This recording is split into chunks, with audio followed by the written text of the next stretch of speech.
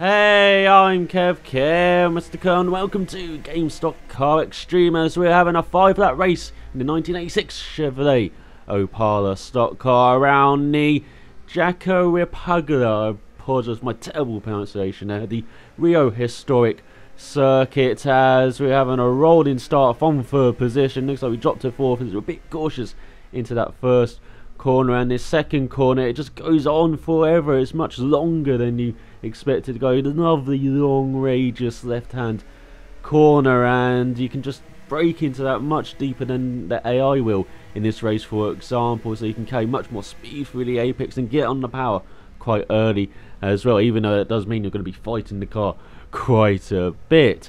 And you may have already seen this circuit covered in our Formula V12 video that I put out a couple of days ago, linked in the description and comment section below if you missed that, and you will see what a wonderful circuit this is, which used to hold the Brazilian Grand Prix back in 1978 when Carlos Reutemann won in his Ferrari after Ronnie Peterson, the great Swedish driver, grabbed pole in that wonderful ground effects Lotus 79, and then it held the Brazilian Grand Prix for almost the whole of the 80s, from 1981 to 1989, when Alain Prost won for 5 times for Renault and for McLaren during that era, and Nelson Piquet won twice, and the circuit was named after him in 1988 after he won his 3rd world title in 1987. Carlos Reutemann won again in 1981 for Williams, and then in the last Brazilian Grand Prix held around this venue, it was Nigel Mansell winning for Ferrari in 1989, one of a select group of drivers to win on their Ferrari debut, alongside Mario Andretti in South Africa in 1971, Kimi Raikkonen in Australia in 2007,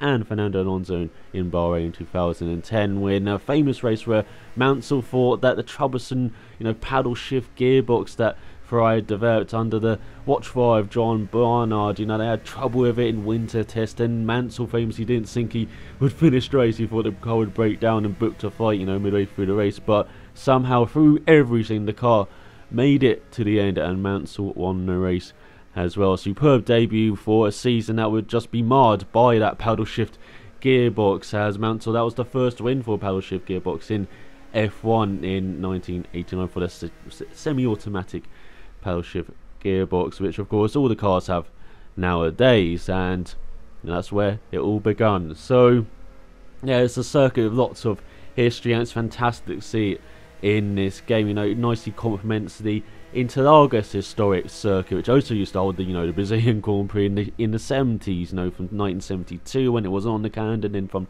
1973 when it was on the official F1 calendar, till 1977, and then 1979 and 1980 in that long configuration Interlagos circuit, before the race returned to Interlagos in its current configuration from 1990 onwards. But those old circuits, old Interlagos, that wonderful long circuit, beautiful flowing turns, that tight middle sector, which is of course still in place nowadays, and that last sector is all quite fast as well. And this circuit is just, again quite fast and flowing, particularly in this Opala, as you can see, very tricky corner off that long back straight. You're going into there, touching the brakes barely in these cars and just hoping it will stick. And that's the feeling with most of the corners on these circuits. You've got this lovely fast flowing section, and then this tricky 3rd gear left hander where you can just carry so much speed into the corner, really hook up that apex. And in the penultimate corner is probably the trickiest corner I find on this track. You may have noticed that in the Formula V12 car, where I was just so slow through it, taking it in 3rd gear, and it's just because of the curbs around here. You have to be so careful of the curbs. If you get your wheel on it, as you've probably already seen in this race, you're losing the back end, you're really fighting the car, and you're more likely going to spin around rather than saving it.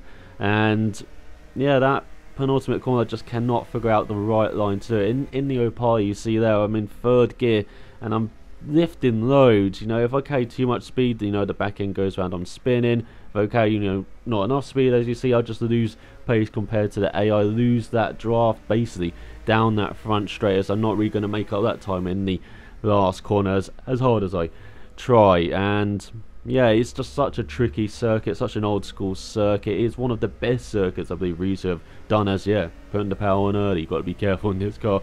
And yeah, on YouTube I remember watching 1982 Brazilian Grand Prix, and might still be up there, but yeah, it looks exactly like the circuit in that video. Of course, a bit less grainy, a bit better quality than the old, video of that race. But yeah, it's just wonderful replication or representation of the old circuit. I can barely speak since I've been back, but yeah, fantastic job from Risa. They really do shine on the historic circuits, I find. The old Suzuka circuit, or the last circuit that they put in the game, the Kenzai circuit. Yeah, it's Suzuka, it's fantastic to drive, but I didn't felt it, it looked great. I didn't think it was one of Risa's best efforts, but they definitely bounced back with this historic circuit, and with the Österreich Ring vintage circuit as well, as that was also updated in the version 1.35 update. That is the old version of the Österreich Ring. That is the version before they installed the chicane at the first corner in 1977. This is the version of the track which was raced from 1969 to 1976. Sadly, there had to be a chicane installed there at the first corner, which used to be the fastest corner on the circuit and then became the slowest corner on the circuit once the chicane was added. As in 1975, Mark Donoghue, the 1972 Indy 500 winner, was long-standing driver with Roger Penske. You may recognise from IndyCar and NASCAR nowadays. Well, he was in F1 back then with Donoghue, and unfortunately 1975 in Austria they had a practice crash into that fast first corner, and Donoghue was presumed actually fine after the event, but then the next day he had a headache and sadly succumbed to head injuries a few days later. And in a strange irony which seems to kind of happen in motorsport, guess who won the 1976 event? Roger Penske. His only F1 win with John Watson at the wheel, Donoghue's replacement, and that was the Ulsterman's first Formula 1 win as well. It's strange how motorsport works sometimes, but yeah, you got that glorious long Österreich Ring, so that fast first corner, you're going to see me terrified in it when I drive the old Formula Retro car around it, so you can expect a video on that soon, and well, later this week. And the last content I haven't really talked about yet is the car you're watching on screen, that 86 Chevrolet Opala, the kind of last year of the original stock car body. You've already seen the Opala stock car in Game Stock Car Extreme, the 78 version which started it all, the Stock Car Brazil Championship, and that car, the 78 version was just a road car basically. There wasn't much race preparation done for it. It's just slow and understeery, I find, in the game. It's probably my least favourite car in the game, to be honest, as those characteristics that I don't really like in my cars. And I say it's more like a road car, and even though there's the Chevrolet Camaro, the safety car they've included in the game, that's a road car, but it's just nice to drift that around. It's got that American muscle to it. Then, unfortunately, the 78 Opala is just the 70s road car. I don't find much fun in it, unfortunately. But this 86 version, with more aerodynamics to the car. You see that particularly with that rear spoiler, right at the back of the car, with slick tyres and with much more power under the bonnet. The 78 version had 220 brake horsepower. This version has a lot more. I couldn't actually find the exact figure, but a lot more. And this is what I imagine the 78 part I wanted it to be, this 86 version with a lot more power and much faster, around circuits. On the GameStop Car Extreme website it says, it's 30 seconds faster, this version,